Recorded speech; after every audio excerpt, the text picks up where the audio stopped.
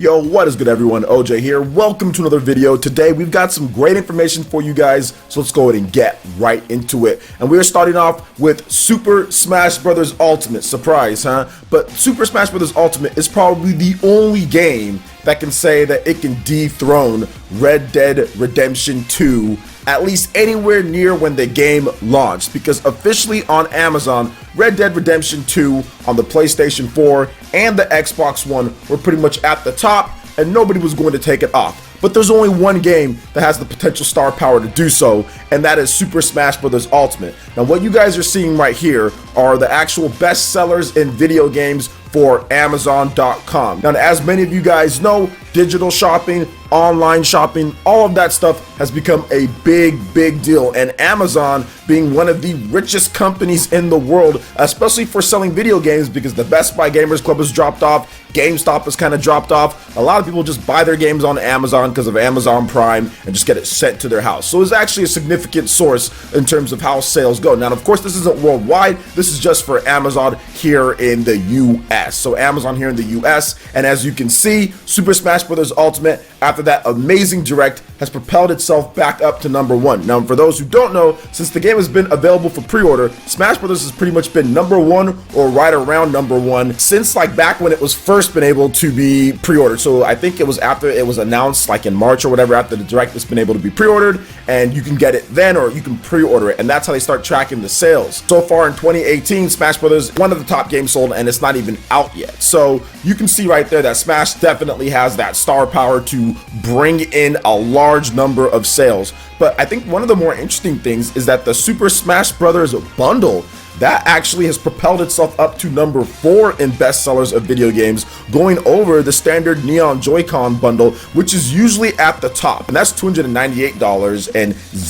So you actually get a little bit of a discount compared to just standard retail if you buy it on Amazon, just a little bit, right? It's not $299. So it's just interesting to see. Red Dead obviously is huge. It's probably going to sell more in the long run because it's on just like, you know, PS4. It's also on the Xbox One. I'm pretty sure Red Dead Redemption 2 is going to come to the PS5 and the next Xbox and PC. So this game's gonna sell a ton. This was like the second biggest entertainment launch ever to like Grand Theft Auto, which was like $1 billion. This was like 700 something million dollars. So Red Dead Redemption 2 is gonna do great. There are people that are playing it and loving it. It's just a full-on huge open world game that looks great. People just love all the side quests and the talking and all the NPCs and just doing all that stuff. It's great, and it's even getting a multiplayer expansion as well. It's going to have its own world too, so you're going to get plenty of value at Red Dead, and I can see why people love the game. But I think also with Super Smash Bros., it kind of goes to show you that the classic, when it comes to Smash Bros., can hang up there with the big boys, with Rockstar out there, because the bundle and also Super Smash Bros. Back into the top spot. And I think that that direct that Nintendo had was one of the big indicators of how this game is going to do. I think this is probably the most hype heading into a Smash Bros. Release that I have ever seen. More than Brawl, more than Smash for Wii U and 3DS, because those games were split and Nintendo did weird things with when one game released and the other game released, and it was staggered. Like it was Japan gets it first and Europe gets it this time, US gets it this time. So it was hype, but it just was hard to kind of contain the hype in certain spots. But this is worldwide launch, all these different characters, the ultimate name, not Super Smash Bros. For Wii U and 3DS, but Super Smash Bros. Ultimate. Oh, and guess what? You can do just like what you did with the 3DS and the Wii U, playing anywhere that you want. Oh, and all in HD. Oh, and by the way, we fixed a lot of the problems with the online and all these different things. We've got an actual single player or adventure mode in there. We've got more stuff like the spirits. So, I mean, it's just amazing what they've been able to put into this game. The time, the effort, the value that you get for $60. Heck, even the battle pass, knowing that, hey, we're going to get some support all throughout. They're going to have the elite battles. There's just so many different things that I think caused Super Smash Bros. After that direct to kind of propel itself back up to the #1 spot. I think people really liked the direct overall, and it kind of pushed them to say, you know what, I'm going to pre-order this game. I want to get that Piranha Plant. Maybe was it the Piranha Plant that got Super Smash Bros. To #1, because you need to register that before January, whatever, to get the Piranha Plant as free, or you can just buy them afterwards. So interesting stuff all around. Congratulations to Red Dead, of course, but also congrats to Nintendo for really trying to push people to say, hey, buy it now, buy the game now, buy the game now, get the game digital, buy the game now. Sakurai even out there saying it for pre-purchases or people who buy it early, you get this. So Nintendo kind of had all their bases covered, so it's going to be interesting to see. And I'm actually going to go pick up my Super Smash Bros. Ultimate Bundle today at Best Buy, so it's going to be a lot of fun today. So what do you guys think about Smash Bros. Propelling itself back up to the #1 spot over Red Dead Redemption 2 on Amazon? Guys, let me know your thoughts in the comment section below. All right, and moving on to the next topic here. Horizon Chase Turbo for the Nintendo Switch has an official launch date. So the Nintendo Switch version of Horizon Chase Turbo will launch via the Nintendo Switch eShop on November 28th. The developer has stated the retro racing game first launched for the PlayStation 4 and PC in May of this year. An Xbox One version is also planned for release in 2018, but we don't have an exact date for that. So here's a little bit of an overview of this game. This is really ideal for people who love the old school racing games out there. So Horizon Chase Turbo is a standalone homage to classic 16-bit racing games that defined a generation of high-speed, frantic arcade fun. The simple and tight controls paired with precision gameplay and detailed depth combine for a nostalgic experience for racing, arcade, retro, and multiplayer fans young and old. Horizon Chase Turbo's head-to-head split-screen multiplayer and catchy contemporary chiptune style music, painterly aesthetic, and competitive action.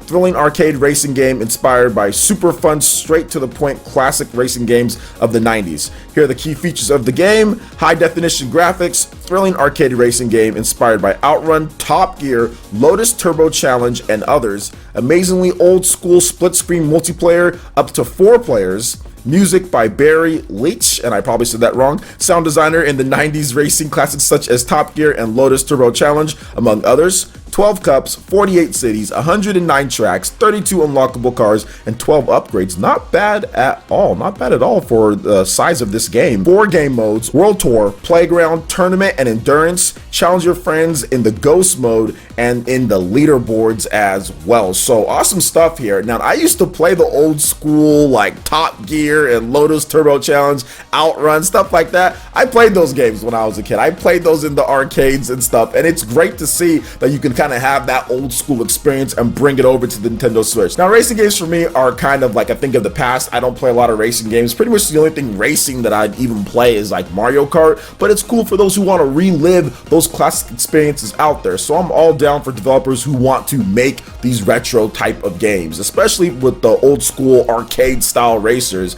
I was really looking forward to like the 90s arcade racer. Where's that game at? But anyway, what do you guys think about Horizon Chase Turbo coming over to Nintendo Switch on November 28th?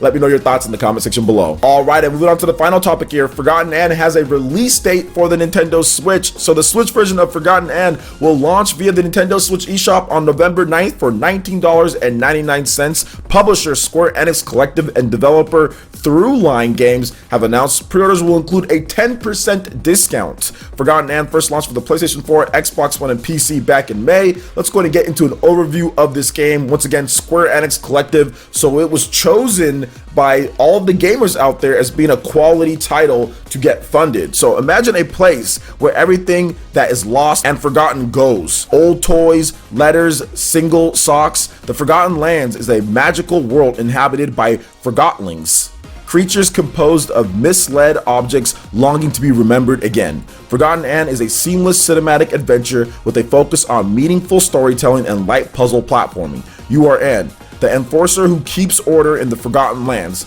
as she sets out to squash a rebellion that might prevent her master, Bonku, and herself from returning to the human world. Here are some of the key features of the game. Discover a beautifully realized world of wonder filled with Forgottlings, charming everyday objects brought to life, bursting with personality.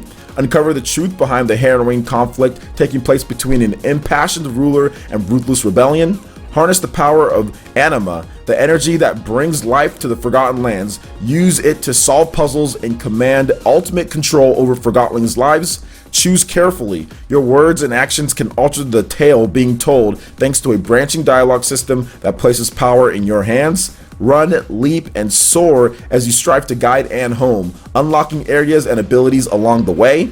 Enjoy hand-animated visuals created using the same traditional techniques that brought your favorite animated movies to life. Immerse yourself in a soaring orchestral score performed by the Copenhagen Orchestra. So awesome stuff all around for Forgotton, and I love these Square Enix collective games because it really lets a lot of these developers that would no way have funding and that would no way be able to get their game out there and kind of attach their name to a bigger publisher to know that it's quality and get their games out, realize their dreams. And there's been quite a number of good Square Enix collective games, so I'm really happy that they're able to get this one over on the Nintendo Switch. Did take a little bit more time than the PlayStation 4, Xbox One, and PC, but they are a smaller studio. So if you like storytelling, if you like light puzzle solving and kind of the little things that they're doing in this type of game based on the trailer, definitely check out Forgotton and on the Nintendo Switch. It's only 20 bucks, so not bad on price either. Comes out November 9th, so it's definitely in a packed month, but at the same time, there's always something for everybody, and I think that's what's cool about the Nintendo Switch and all the different releases.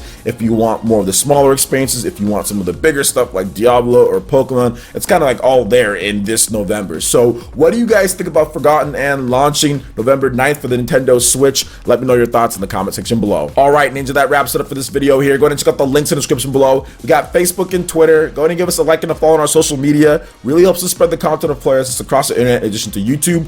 Also, make sure you check out our Patreon, Twitch, and YouTube live gaming pages and consider supporting PlayerEssence. Hit that like button if you did like this video. Lets me know you guys want more content like this going forward in the future. And subscribe to PlayerEssence for latest RPG, Japanese, and Nintendo gaming news.